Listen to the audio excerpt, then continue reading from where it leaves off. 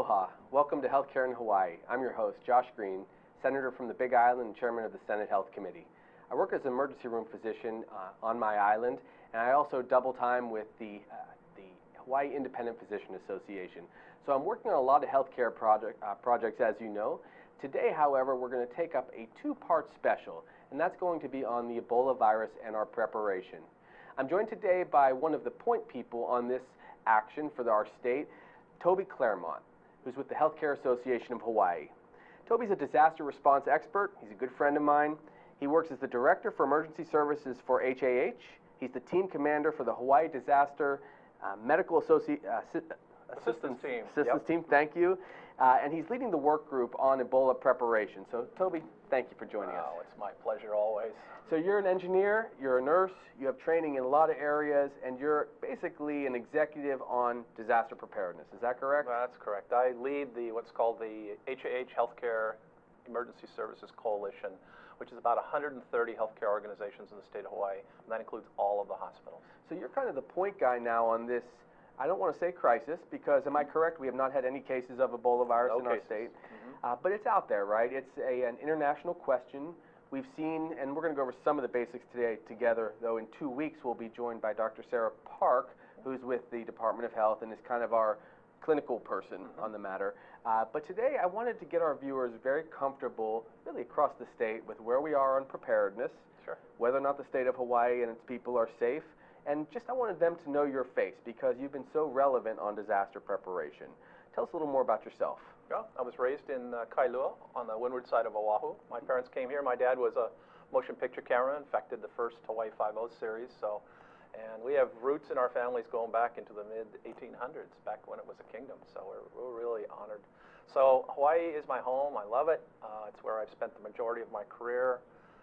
So serving in this capacity is a unique opportunity for me. In past job incarnations, I've seen you work on things like hurricane preparedness and those kind of disasters. Tell me a little bit about that so people get an understanding of what you are like. Okay. Me personally? Yes. Oh, okay. Fair enough. I started out at the University of Hawaii, nursing, engineering, went to the military, went to work for Kaiser Permanente, been a lot of different places. But right now the focus of my career and the efforts are really directed towards major emergencies and disasters. So Ebola, you might say, fits into the major emergencies category. And then things like hurricanes like Isel and Ana, tsunamis like what happened in American Samoa when we were there, or World Trade Center and 9/11, all of those events that we've been involved in over the years, all sort of nicely bundled together in what we do today. Well, it's good to know that we have expertise, because I think that a lot of times people, they look at the state of Hawaii and they say we're a little state, and I know that that's been in some ways an advantage for us this particular time, because we've been able to have a terrific group of people collaborating to work on the challenge that is before us for preparation. But also they say, do we have the level of expertise? And I say to them, we do. Wait until you get a load of Toby. Wait until you see Sarah Park. Wait until you see Linda Rosen, and you see the Hospital Association and the Healthcare Associations coming together and seeing what they do. So you have all these experiences, but now we're in a kind of a unique spot, right? The 101 on Ebola for our viewers is, number one, we haven't had any cases. And you're going to correct me here if I make any mistakes, okay? We have had a couple patients that we've made sure didn't have Ebola when it was reported that they had a fever or some healthcare professional might be concerned. But again, we haven't had any cases. Right now, in the United States, we've had how many cases? Right now it looks like 9. Okay, 9 cases. Meanwhile, we're heading into flu season with all these people with fevers. We've had many thousands of people with the flu, right?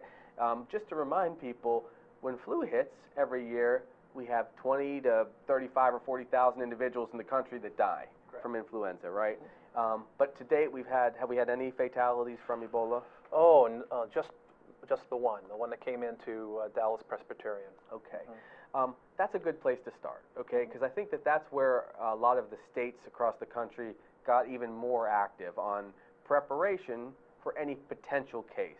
What I've been saying to friends and colleagues and healthcare planners is, we're going to prepare in the state of Hawaii as though we will see a case at some point. Absolutely. Hopefully we won't. God willing, there will not be any cases, but we will be prepared. Is that a reasonable approach to take? Yeah, I think it is. You know, you don't want to dump, you know, millions of dollars and hundreds of people into a scenario where the threat is really pretty small. Right. But on the other hand, you want to have a measured response that can scale up quickly if it did happen. So what we've been doing is investing time and effort to ensure that people are prepared, that the healthcare organizations in particular are prepared, with a primary interest of not only taking care of the patient or patients that may get Ebola, but also to protect the healthcare workers. That's a big deal right now. Yes. Making sure that if you come to the bedside, a physician like yourself, come to the bedside and begin to examine and treat a patient, you should have a reasonable assurance that you're going to be safe, and that's a major piece of our responsibility to do that. Let me ask that question right now. Are we safe? If someone were to come in, and if we had a patient with Ebola virus, for some reason or another, they traveled from West Africa, maybe they were doing medical relief mission, maybe they just came and immigrated somehow or other to the state of Hawaii, and that individual was positive, would our healthcare workers be safe? Not safe enough. And that's why we need to put the time and effort into it now. We're doing training right now. We're developing, you know, pathways to care. We're looking at how we can isolate people and move them safely, even inter-island. All those things in order to ensure that when that does happen, we're assuming it will, even though probability is low, that everything works like it should.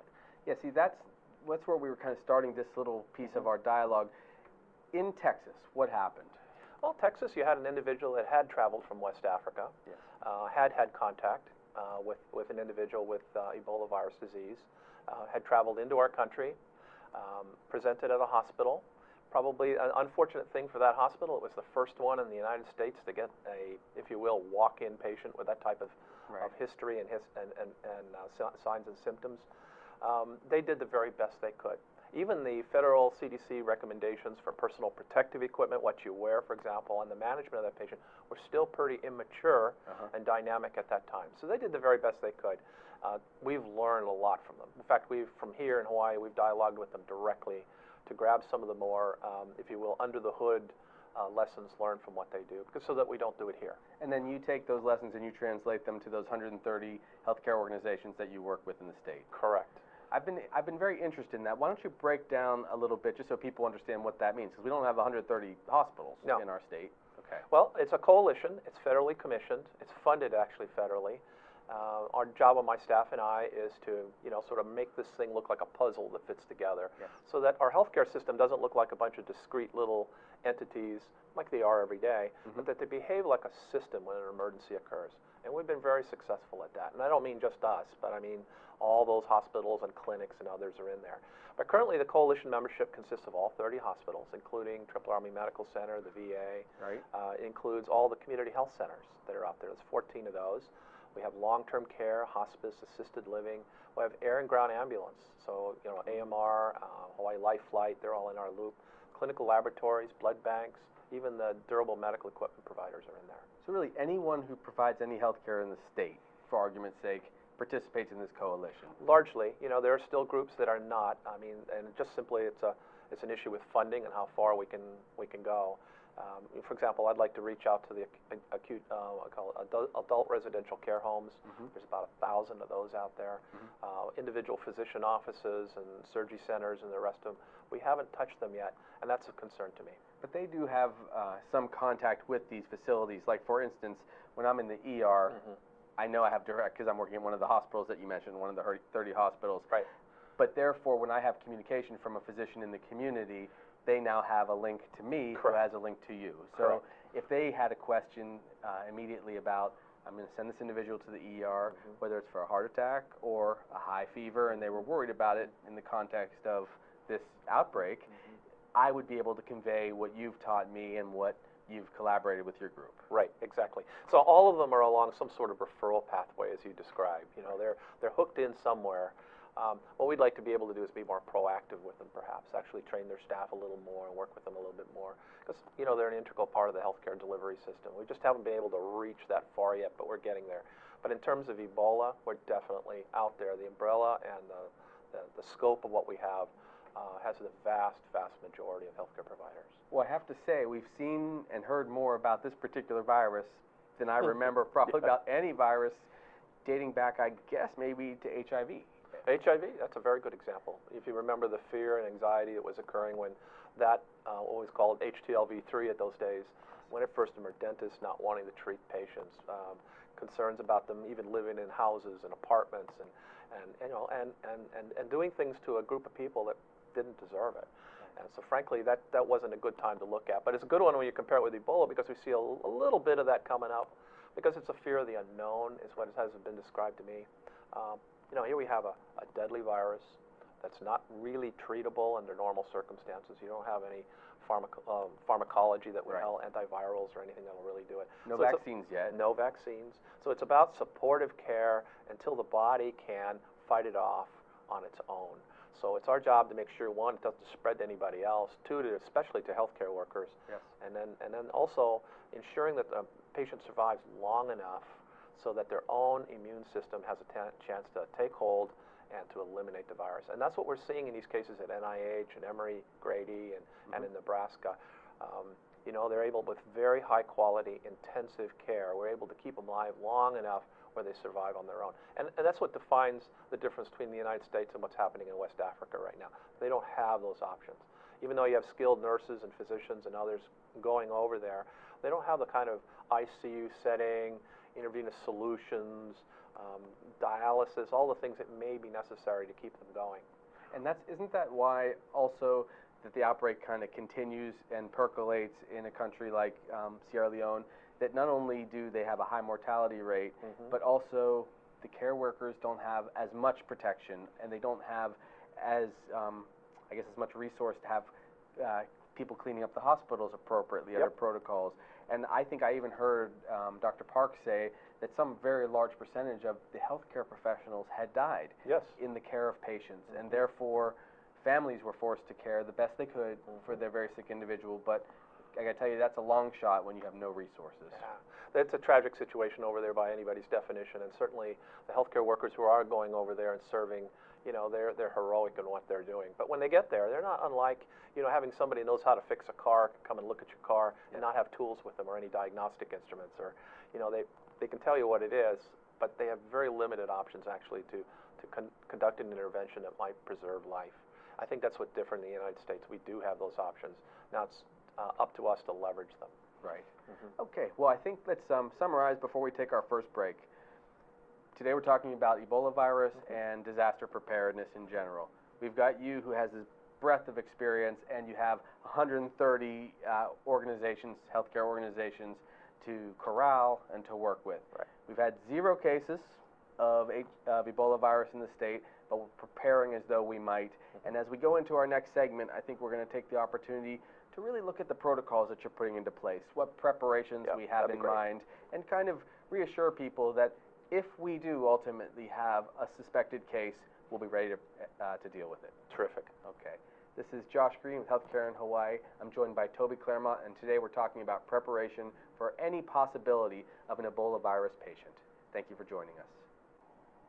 Aloha, this is Martin Despang, co-host of the Urban Transcendence Show by Alejandra Yamashita and Martin Despang.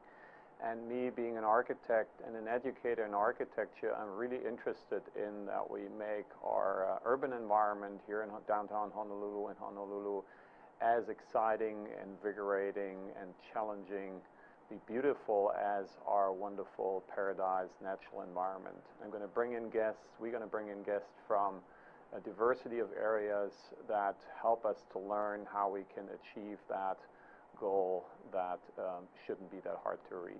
So we look very much forward to see you then. Thank you.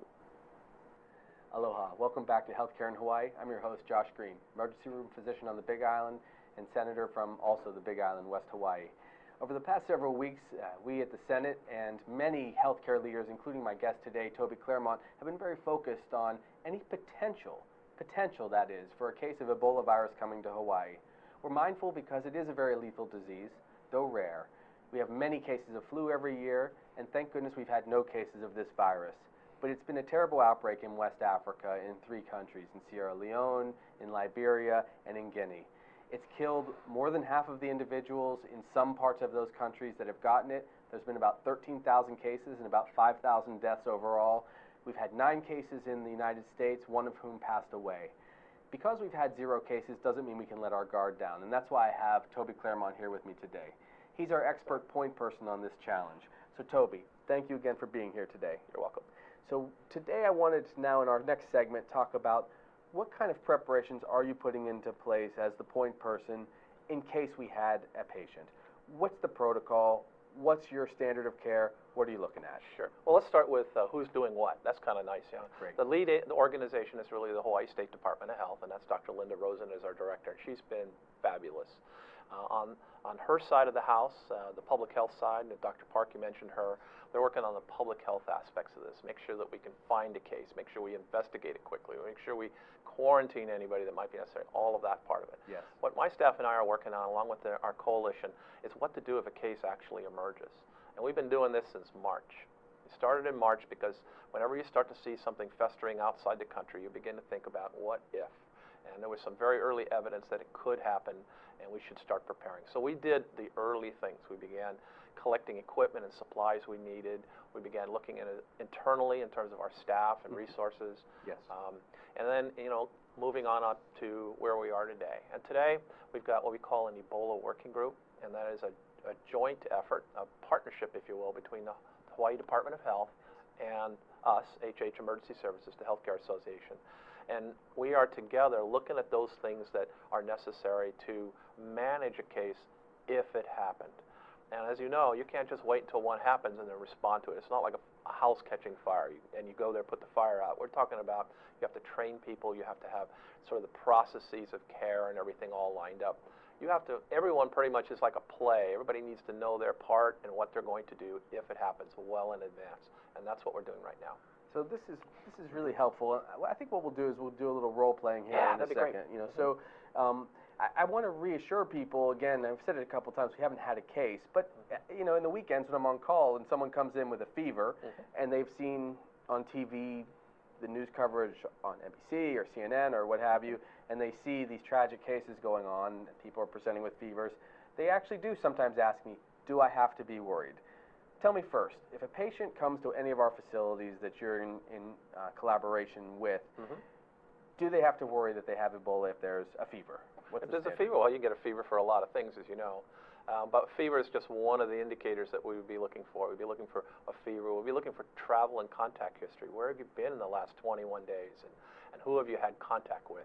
Right. And then, of course, we'll be looking for other signs and symptoms, the nausea, the vomiting, you know, the abdominal pain, all the rest of it. So those things together create a constellation of signs, symptoms, and history, and including travel history, that might be a good indicator that something might be brewing there. Right. So someone comes in, they have their fever, like I had this child this last weekend, big fever. They had an ear infection. They hadn't traveled. I asked the question, have you been in contact? Obviously, this child hadn't been over to West Africa, but they might have had an uncle that was in the military that was doing some medical mission relief work there on behalf of the National Guard, or they might have had a relative that's traveled recently from somewhere. So these were the questions that I asked, and it proved to be a non-issue. Right. And then we found out they had, you know, a basic infection, end of story. But now let's take it one step further. An individual comes in with a fever, and unbelievably, they have that history. They have had a contact with someone that has recently come from West Africa that had a concern at the time that they might have been infected with Ebola virus. What's the next thing for a physician like me in the hospital? Well, you as a physician, your next step would be to call the Hawaii Department of Health. Got it. And there's a hotline there. Specifically, you'll talk to one of their staff duty officers, and it'll get escalated to one of the epidemiologists, and perhaps Dr. Park or Dr. Verre directly. And it's their judgment call based on the input that they had from you, the history that you're able to relate about the patient, about are there any other cases in Hawaii? Has there been any movement here that might suggest that happening? But they'll make a decision. They'll either and that decision may be, let's test them. Got it. And then you'll be drawing some blood, Yes. and that blood will be going to the mainland, one on the West Coast, one on the East Coast. The East Coast one goes to CDC, Yes. and that's where we'll be looking to see if we end up with positive or negative finding for Ebola. Okay. Well, now let's again revisit this case. It's now this individual, young adult.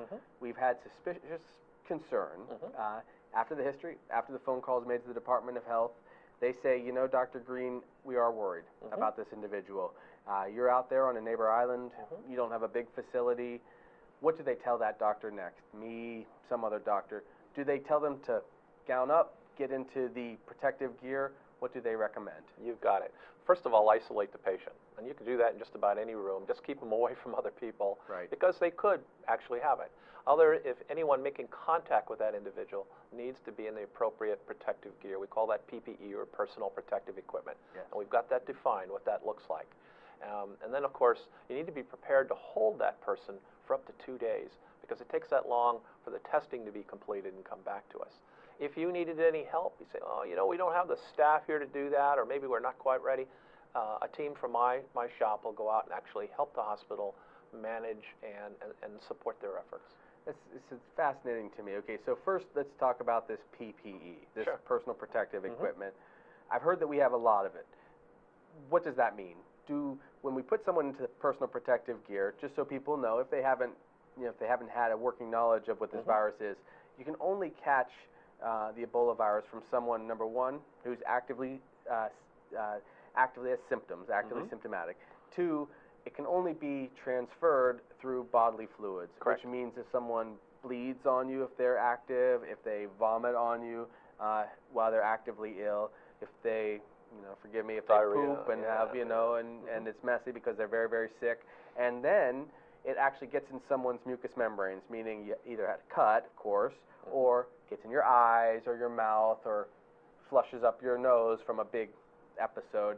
That's when someone, perhaps the individuals in Texas, became positive that were healthcare workers, correct? Correct. Okay. So that would mean, if you're going to make contact with this individual, as a physician now, you're going to want to examine them. Yes. And they may have other reasons for coming in. They're ill. So they want, you want to draw some blood, get some urine, you want to do an examination, perhaps a chest x-ray, you want to do a few things that you need to do. And that will put you into largely intimate contact with that individual. And now, to ensure that you're protected, that we're not talking about 2 cases down the road, you need to wear what we call an ensemble of personal protective equipment. The acronym is PPE. Yes. And it consists of several parts, but the big parts is body protection, which would be a suit or impermeable gown. Includes, hand covers to protect your hands, 2 pairs of gloves we're recommending. It could mean wearing a respirator to ensure that you're not inhaling or none of the droplets actually get in your mouth. Right. Talking about face protection would be a face shield and a head cover, and covers even for your shoes. So you're looking like what they see on the movies, but while you're trying to engage this patient. And meanwhile, we're doing that so that we can deliver the best care to the patient who Yep. either they have something else and they're very sick, they might have malaria or some other terrible infection, Right. or, God forbid, they actually have Ebola virus, in which case they're going to be really sick, and in order to have even the 25 or 30% chance to save their life, we're going to have to quickly get an intravenous line going, Right. fluids, probably something to help them with their fever and pain, and very possibly into a very intensive care setting. Right. So you're a neighbor island physician, so your patient would receive optimal care if we were able to move them to an intensive care unit of a major hospital. Got it. And that means moving them to Oahu. Got it. So in our case, we would deploy a team. If the results came back positive, we said, yeah, it's Ebola. Before they become too sick, Yes. we're going to go out there and retrieve them. Okay. And we do that under biocontainment. So this is the chambers you've seen on TV that are inside of airplanes. They move them. Yeah. We put them in a chamber. We sedate them a little bit so they don't get too spooked about being in this really enclosed vessel. Looks like kind of a bed with a little glass or plastic covering, right? That's correct. And it's got airflow that's filtered both coming and going. It's got a little subtle lighting inside. It's got an intercom so we can talk to them. We're able to deliver oxygen and other things to them while they're in that vessel. And then we fly them to Oahu and then take them by ground ambulance to one of these intensive care units. And at that point, they'll be admitted to the ICU of one of the referral hospitals here. So tell me a little bit more about that. So the doctor has determined this person, in this very rare case, like we haven't had any cases yet, but if we did someday, they have Ebola virus, they're going to become very sick. We're going to need to get them to a hospital, one of the referral hospitals that has an intensive care unit. Right. We'll talk a little bit about that, but that's basically what it's about. A place that's got a great intensive care unit 24/7. Right. You guys deploy your team. Right. The Department of Health is working with you hand in hand. Right. The team comes in, they have all the equipment, they get there quickly because it takes a couple hours. How many hours does it take to get from the core, like your home base? Our deployment time, we say, is less than 2 to 4 hours, and that time range is generally when we go. We do movements inter-island today. In fact, every month with patients from the neighbor islands that may not be able to fly on regular aeromedical services because they're too big or too sick or there's lots of them. Right. We've partnered with the United States Coast Guard to do that. And so we bring them back to Oahu and we try. So this is just, the only difference is moving them in biocontainment. Right. And so you think about being the patient for a moment. You know, they've been talking to you, you're their physician, and you're saying, by the way, you know, your laboratory results have come back positive for Ebola. Right. So we're going to now move you to a hospital on Oahu where you can receive, you know, really optimum intensive care. This person is terrified. Yeah. And then we show up, and we're in personal protective equipment, what I described, and we bring this chamber, and we say, we need you to get into this chamber. We'll help you do that. And then we're going to put you on an airplane. Yes. And what kind of plane is that? Is that, I know it's not a commercial airline. It's a military aircraft. Okay. So military supports our mission in this case. They do. They get the patient safely with your team and with a team of, I'm assuming there's some nurses, maybe some physicians involved? It all depends on the severity of the illness. Okay. So if we're going out there to snatch somebody that has some unique issues, Yes. maybe they're very, very ill already, then we'll take one of our team physicians with us. Other than that, it's physicians and paramedics and respiratory therapists. Okay. So it almost looks like moving a neonatal baby when you think about Yeah. it. Same, just a bigger chamber Yes. with the same type of team. And so that we're prepared to not only do the move, but deal with anything that might happen along the course of movement. We figure the course of movement's about 2 hours from door to door, or we like to say bed to bed. Right. Then we'll deliver them literally to where they belong in the intensive care unit. Where they'll have intensivists, they might have an infectious disease specialist available. Right. They're going to have a fleet of nurses providing care in protective garb. Yes. They're going to have all of the resources that the state of Hawaii and its hospitals can bring to bear. That's right. Let me ask you a very direct question, Toby. If it happened today, if I was on call tonight and I had a patient and it turned out we knew that they were positive, could we put into play this process and get that patient over here to Oahu? It's already in place. Okay. And it has been since July. Excellent. And so we were continually training up more and more and more to get practice. We're going to be doing some drills here when we actually move simulated patients. We'll be doing that starting next week.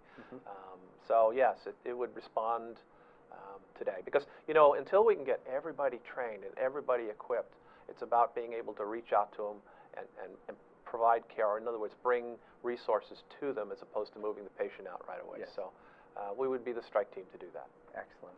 Well, I think that's a pretty decent place for us to take our second break. When we come back, I'm going to ask you some candid questions about what your concerns are as an executive that's worked in this field for many years. But for now, I'm reassured that we're well prepared. I so appreciate your candor, and I think we'll come back to Healthcare in Hawaii in one moment. So again, I'm Josh Green, your host of Healthcare in Hawaii, Senator from the Big Island ER Room Doc. Take care. This is Alice Lee Hagan, host of ThinkTech Hawaii Business Education Spotlight. My show here at ThinkTech Hawaii is every Thursday from 3 to 4 in the afternoon. I bring in interesting guests from Hawaii, the mainland, and hopefully international guests in the future. Do join us on Thursday from 3 to 4 p.m. ThinkTech Hawaii Business Education Spotlight. Aloha. Aloha. Welcome back to Healthcare in Hawaii. I'm your host, Josh Green from the Big Island.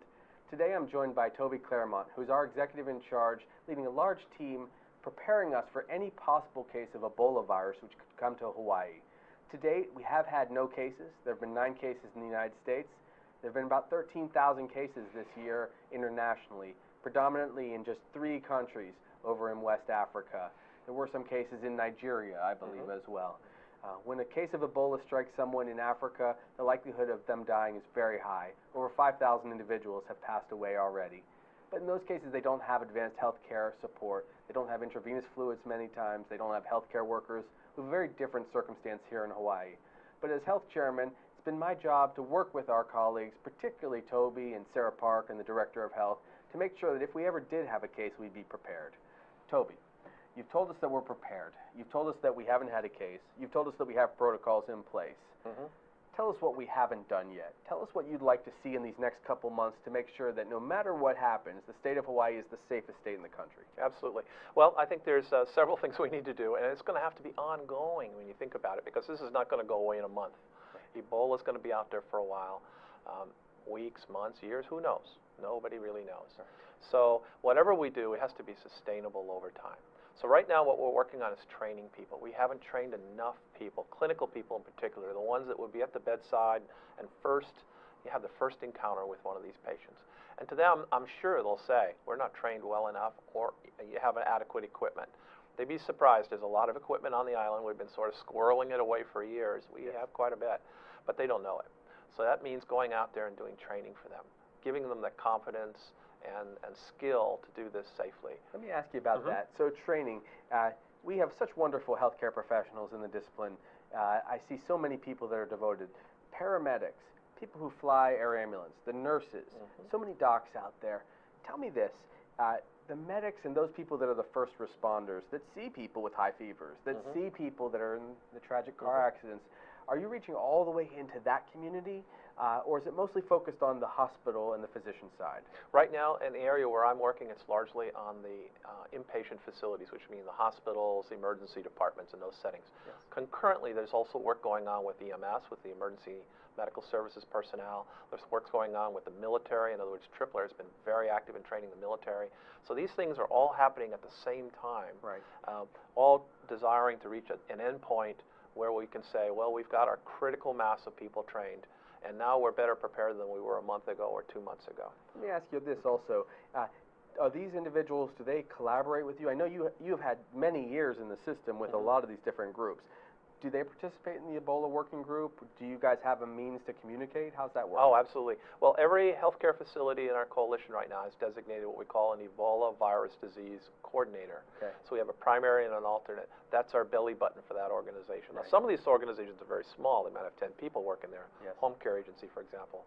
Others are very large. Triple Army Medical Center, the Queens Medical Center, Kaiser Foundation Hospital. I mean, so you can imagine what it would be like to try and communicate with 3,000 or 4,000 people in the same organization. Right. So we work through these coordinators. Those coordinators, what we've done is we've taken a sampling of them plus outside expert, and we've created this Ebola working group. And on there is the military, both from active duty, Tripler, if you will, the Hawaii National Guard, the 93rd CST it's called. Yes. We've reached out to APEC, which is the Association for Professionals in Infection Control, infectious disease physicians, intensivists, emergency physicians and nurses. I mean, we've tried to get the best of the best in one room, short of having 500 people doing this, and say, this is what's proposed, how do we do it, and what's the best way to do it? What's practical and makes sense without consideration of cost? Cost is not an issue right now in that respect. How do we train enough people? How do we train the right people? Yes. How do we do what you're saying? You have an encounter. How does that make that whole process work well and safely? Have you been satisfied with the process so far? Oh, it's been phenomenal. It's hard work. It's literally been, I mean, we're also staffing the groups, so that means doing all the legwork for them. But it's been a 7-day effort for the last 3 or 4 weeks. Right. It's been pretty intensive. But the input, the candor, the honesty, pragmatism, and the professionals, they're willing to say openly and honestly what the barriers are and some ideas on how to work around them till we get where we need to go. It's probably the best working group and the most dynamic we've had in a long time. Well, I'm so pleased to say that you guys, to see that you've come together. And correct me if I'm wrong, but I think that it's going to pay dividends long term, because though it's a lot of work, it suggests to me that if we ever had an outbreak of anything, forget for one moment a tragic case of Ebola virus, but if we had an outbreak of a severe flu, like H1N1, which was a concern several years ago, if we had any of these outbreaks, would this group not have already prepared us as a state for much better response to any kind of other catastrophe? Absolutely. I mean, we've been working in the infectious disease area as one of like hurricanes, floods, and everything else for many, many years. I mean, H5N1, the avian influenza, was the first big one. Yes. Back right after 9/11, you may remember anthrax. You remember the smallpox scare when we're going into Iraq. We're talking about SARS a little later in the sort of mid of the last decade. Now we have things like MERS-CoV. We have things out there that can really hurt us. Yes. So what we're trying to achieve is not just leveraging what we've done in the past, but we're trying to reach a new level of preparedness and make it sustainable, because we don't know what tomorrow brings. Right. What we do know is that there are new emerging viruses and bacterium that could cause problems for us, and we can't afford to allow ourselves to be a little less prepared. Yes. So we're trying to instill a new culture of preparedness along this path. Well, I think that's the right thing to do because, you know, this is a very, very complex challenge. It is. For one, if we had an outbreak of a disease that costs lives, it would be tragic for the human condition.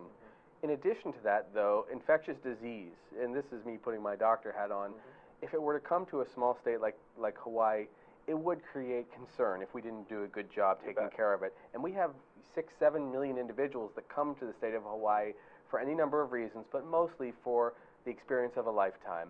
And the idea, as a person who's in the Senate, of losing the ability to attract those individuals could be catastrophic, not just because we like the revenues from people that come for tourism, but because those revenues support the public health system.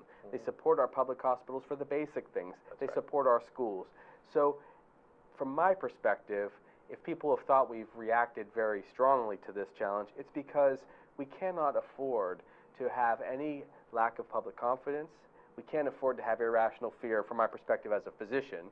And we can't afford to have not just loss of life, but we can't afford to have this loss of confidence. So you and your group have really inspired a lot of confidence in people like me as we've seen this group come together. So I wanted to tell you we appreciate that. I'm very grateful for it. And I'm supported both by a really effective partner. The Department of Health has been awesome in this thing. And you think it's pretty hard, you know, you got this coalition of largely private organizations working really closely with government, who's their regulator. Right. This isn't always easy, but the right personalities are there. We have the right people that say, no, that shouldn't matter. We need to work, hand in glove in order to make this work. And I can tell you today that is exactly what's happening. And so we're doing and my colleagues on the mainland don't enjoy that same level of collaboration, I think, that we have here. I mean, Hawaii is unique, our fabric of cultures and people. I mean, I grew up here. If I mess up, somebody at the supermarket's going to call me on it, or a classmate from high school. Yeah. It's personal, and when you make it personal, you put more effort and energy into it. And I think that's true of all the members of our coalition, because we can't afford, like I said, if we scare our tourists or our visitors away, it could have an economic impact. But remember who we are and where we are. Yeah. Our distance from the mainland, Hawaii isn't necessarily that big a risk. There are no flights that come from West Africa directly to Hawaii, but there are people that come here through. We've had people come back there as medical missionaries. We've had people come over doing all kinds of things in that particular area of the world so that they could get here. But our story is about vulnerability. We're 2,500 miles away. Nobody drives here. No truck comes and brings supplies. If we weren't prepared before the emergency, we're not going to be prepared during the emergency. I couldn't agree with you more. I mean, we rely on our own selves, our own cohort. In 1997, I worked in medical missions in South Africa, in Swaziland, and in specifically very, very rural hospitals where we didn't have any Ebola virus, but we had a catastrophic amount of very lethal malaria. And then I came back and went to London, and 12 hours later, I was in the East Coast again. And so it is very easy these days to imagine people moving quickly, which means that if we have good protocols, good planning, good procedures. I noticed that the CDC has stepped up their game, the feds have stepped up their game on people entering the United States. We're going to be safe. But, I don't like to see anyone suffer internationally, and to see those poor people suffering in West Africa hurts, which is why I'm particularly proud of those Americans that have decided, and here we say it on Veterans Day, so we're proud and honored to recognize our veterans, many of whom are going over to West Africa right now, and our health professionals that have volunteered. I'm proud to see those Americans going over and pitching in, because I think if we extinguish the outbreak and the crisis in West Africa, we're going to then not have to worry about it in other parts, whether it's in Europe or Southeast Asia or on the far, far away shores of Hawaii. But tell me this, we have a few minutes left. What keeps you up at night, Toby? When you think about this kind of a problem, what keeps you up? What do you worry about? What resources do you need? What's the rub here? I think for my organization and what we do, funding is an issue. Yeah. We've lost over 30% of our funding this year.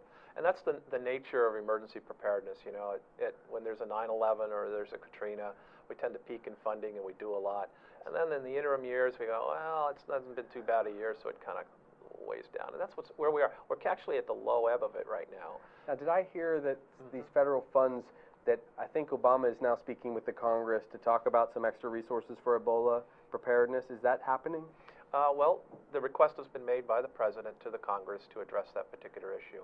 And I think it's time for them to sit down and start thinking, well, we need to just like after 9/11 and Katrina, Yes. to begin to not only help us protect our communities on the domestic level, but also to begin looking out to West Africa, and he's doing that. He knows that extinguishing what's going on in West Africa right now, that outbreak, prevents this slopping over into other countries, including our own nation and ultimately Hawaii. So that sort of bilateral approach, prepare the United States and extinguish the illness in Africa, is good for everybody. It's very ironic, because isn't that the same argument that we use on terrorism? Yes. But whether it's the Republican Party or the Democratic Party, I think we've said to ourselves and out loud to our community, we're going to take care of some of these threats before they come to the United States. And you just made me think of that when you said, let's extinguish this problem in those three countries in West Africa before we worry about a small outbreak in New York City or Chicago. Exactly. Or in turn somewhere further west, which ultimately comes closer to us. So that gets me to the second thing that keeps me awake at night, that it actually embeds itself in our community. There's enough of it where it's self-sustaining. Yes. I'm talking about the greater United States, where our risk does increase. If we see more cases in a major city in New York, Chicago, Los Angeles, some other place. Right. So we can't afford to even let it happen. So that's why health care and caring for the people who are ill has to partner so closely with public health, because we need to identify those cases really early, those questions you asked when the patient came to see you in the emergency department, making that call, not only triggering the healthcare system, but also triggering the public health system to find out who was with them, what were they doing, where did they travel from, are they ill, do they need to be quarantined for their protection or protection of others. This all has to happen simultaneously, like a shotgun that goes off. It's really interesting, because I imagine that this conversation that we're having is happening in the state capitals and the departments of public health and the healthcare associations in California and Minnesota and Oregon and New York.